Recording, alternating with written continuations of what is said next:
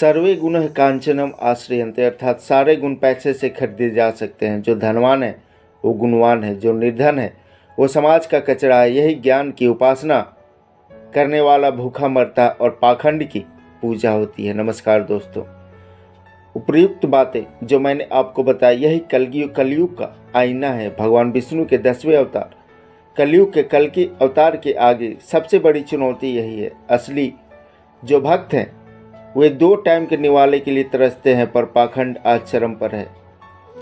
गीता के अनुसार तपस्या के 3 प्रकार होते हैं, शारीरिक, वाचिक और मानसिक, अर्थात शरीर का तप, वाणी का तप और मन की तपस्या। श्री कृष्ण ने कहा है कि जितना तपस्या का कर्म आगे बढ़ेगा उतना साधना में निखार आएगा। वही साधना जो कल्कि की तपस्या के पश्चात भगवान परशुराम उनकी साधना को पूर्ण करेंगे। कल्कि अवतार से जुड़ी बहुत सारी प्रेडिक्शन की गई हैं, चाहे वह पंचसखाओं की रचना भविष्यवालिका हो, नास्ट्रेडमस की प्रेडिक्शन हो या फिर बाबा बेंगा की भविष्यवाणी। नास्ट्रेडमस ने अपनी भविष्यवाणी में कहा है कि कलयुग का रक्षक नीचे से ऊपर उठेगा।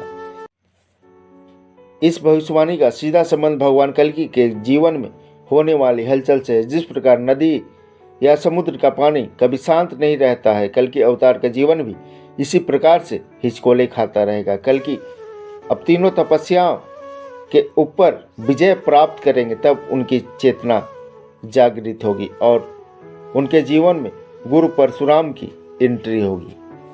कल्कि अवतार भगवान विष्णु के 10वें अवतार हैं। धर्म ग्रंथों में विष्णु के 10 अवतारों का वर्णन है, इसलिए भगवान अपने तरफ से कोई चूक नहीं करना चाहते हैं। सतयुग की स्थापना करनी है। मैंने आपको बताया कि भगवान ने इस बार ऐसे मनुष्य रूपी अवतार को धरती पर भेजा है जिसके पास कुछ भी नहीं है, क्योंकि उसे एहसास करना है कि कलयुग का डगर कितना कठिन है, कैसे भ्रष्टाचार हो रहे हैं, उसकी जड़ क्या है, पाप की जड़ कहाँ से है, क्योंकि उसे जड़ से समाप्त करना है। यदि जड़ को काट दिया गया तो तना अपने आप ही समाप्त हो जाएगा। सत्य का पालन करते हुए कलयुग की हर बुराई से लड़ते हुए वे आगे बढ़ेंगे, यही उनका तप होगा।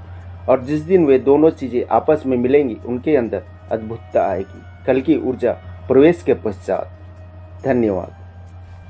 सब्सक्राइब कीजिए हमारे चैनल को और बेल आइकॉन को दबाइए हमारी लेटेस्ट वीडियो सबसे पहले देखने के लिए।